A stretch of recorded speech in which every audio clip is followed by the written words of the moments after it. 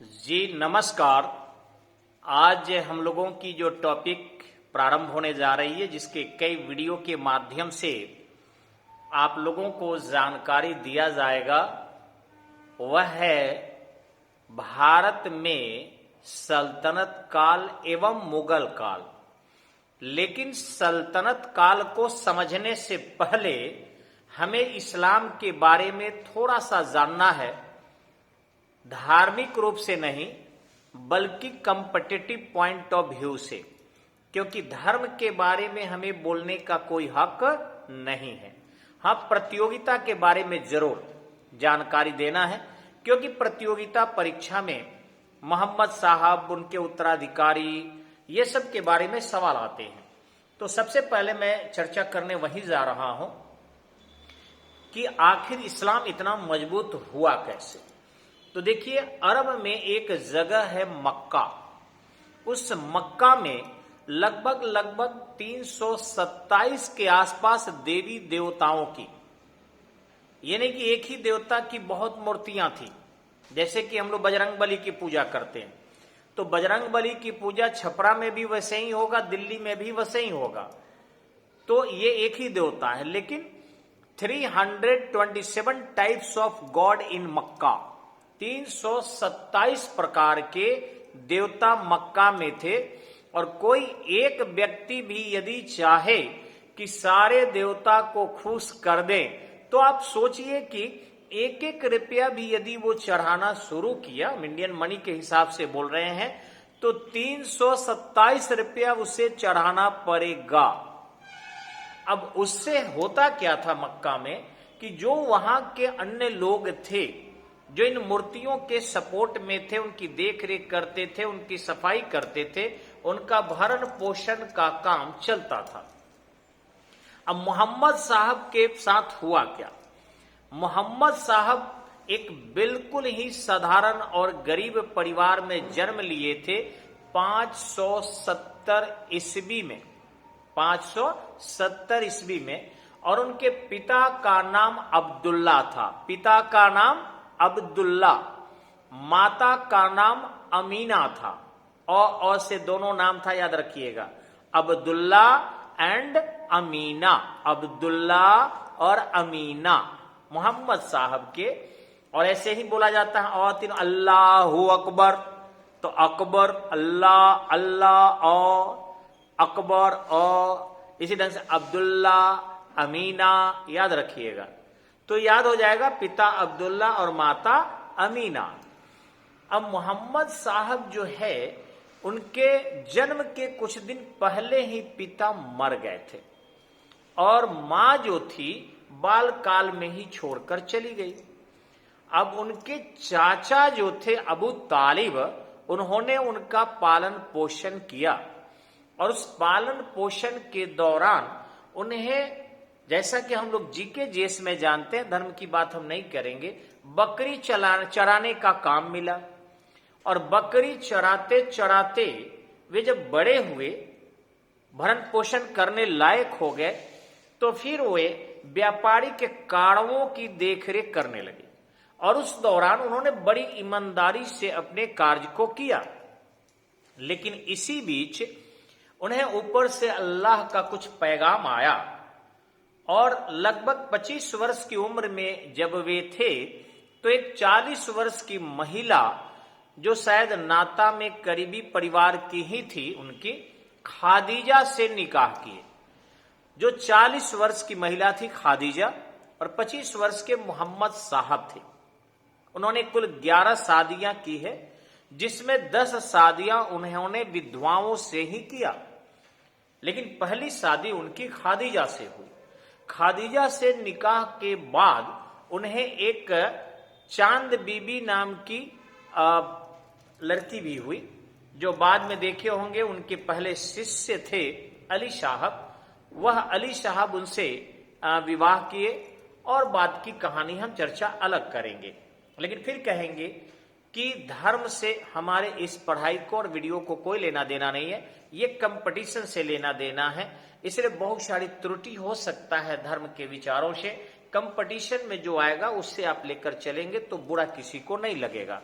नहीं तो बुरा लग जाएगा। धर्म में जिसको जानकारी नहीं हो उसे हस्तक्षेप नहीं करना चाहिए। तो मैं जीके जीएस के पॉइंट ऑफ व्यू से बता रहा हूं। तो वो हुए क्या कि 3 साल तक लगभग वो बिल्कुल अध्यात्म की जानकारी में लगे रहे और अंततः 3 साल बाद उन्हें आदेश आया कि आप अल्लाह के आखिरी बंदे हो, आखिरी पैगंबर हो। इसके पहले कई पैगंबर आ चुके हैं और एकेश्वरवाद का उन्होंने समर्थन किया। जैसा कि आप जानते हैं, जो लोग स्वार्थी थे उनको ये विचारधारा अच्छी नहीं लगती, मूर्ति पूजक थे उनको भी अच्छी नहीं लगती, तो वहां इनका विरोध होना शुरू हो गया। और इनके चाचा भी अबू तालिब भी नहीं रहे और खादीजा भी, लगभग 619 के आसपास लोग चल बसे। अब 619 से 622 तक इनकी स्थिति काफी कठिन दौर से गुजरी और मक्का में करीब करीब ये काफी कमजोर पड़ गए। उसी समय में इन्हें मदीना से बुलाहट आई और ये मक्का से मदीना चले गए। अब मक्का से मदीना गए तो मदीना काफी डेवलप हो गया, काफी विकसित हो गया। वहां उन्होंने जो है लोगों को श्रम करने की सलाह दिया, मेहनत करने की सलाह दिया और इस तरीके से काफी विकसित हो गया। फिर वो जो मक्का से मदीना गए थे 622 में, वो हिजरत कहा गया। जैसे कि महात्मा बुद्ध जो है महाभी निष्क्रमण कहा गया, वैसे ही उसमें हिजरत कहा गया और 622 का वर्ष ही हिजरी संवत की शुरुआत भी मानी जाती है। बाद में पुनः वो 630 के आसपास मक्का चले आते हैं और 632 में हमेशा के लिए वो लेट जाते हैं, यानी कि वो उनका देहावसान हो जाता है, उनकी मृत्यु हो जाती है। इस्लाम में ऐसा है शायद कि कोई मरता नहीं है बल्कि वो लेट जाते हैं और एक दिन कोई अल्लाह का आएगा जिस दिन सब लोग जो है आमीन कह के उठ खड़े होंगे, जो भी है। लेकिन वो भी लेट गए ऐसे। उन्होंने मक्का में ही कुरान शरीफ को लिखा और उस कुरान शरीफ में उन्होंने शिष्य परंपरा को जन्म दिया, यानी कहा कि मेरा कोई अब उत्तराधिकारी नहीं होगा, परंतु सुन्नी परंपरा जो है इसका पालन किया जाएगा, यानी शिष्य सिद्धांत का पालन किया जाएगा।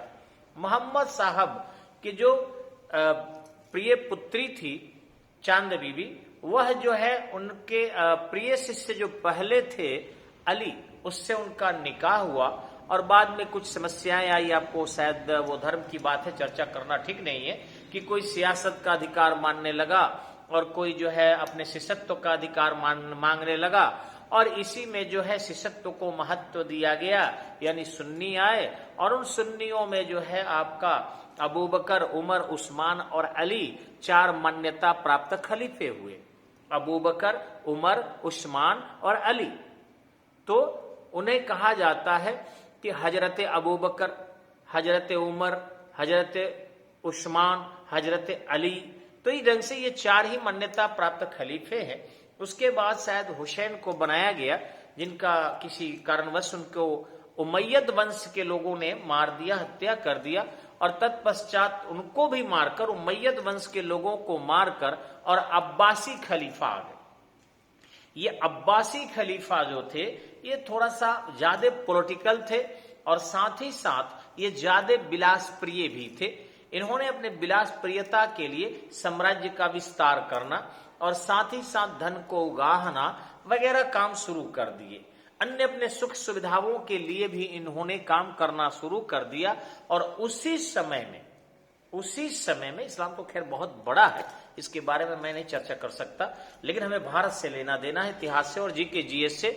उसी समय में अब्बासी खलीफा के समय में ही कुछ सुंदरियों को लेकर जा रहा था मोहम्मद बिन कासिम, जो श्रीलंका द्वीपीय क्षेत्र से होकर थे।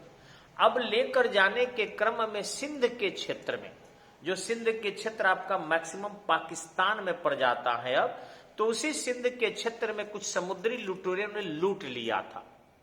वहां से मीर कासिम लौटकर तो चला गया, लेकिन बाद में अब्बासी खलीफा ने एक विशाल सेना दिया कि जाओ देखो उन सुंदरियों को कौन लूट लिया है। और इस तरीके से उसमें थोड़ी विलासप्रियता थी अधिक खलीफा में, तो भेजा था। और मोहम्मद बिन कासिम जैसे ही सिंध के दाहिर के पास पहुंचा, एक भयंकर युद्ध हुआ।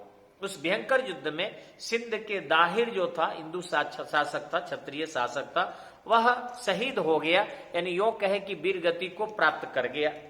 और जब वीर गति को प्राप्त कर गया तो उनके 2 पुत्रियों को पकड़ कर लेकर चला गया वहां, यानी भेजवा दिया। अब जो दोनों पुत्रियां वहां पहुंची अब्बासी खलीफा के पास, तो अपने सतीत्व के रक्षा के लिए उन्होंने कुछ षड्यंत्र किया, यानी चालाकी की।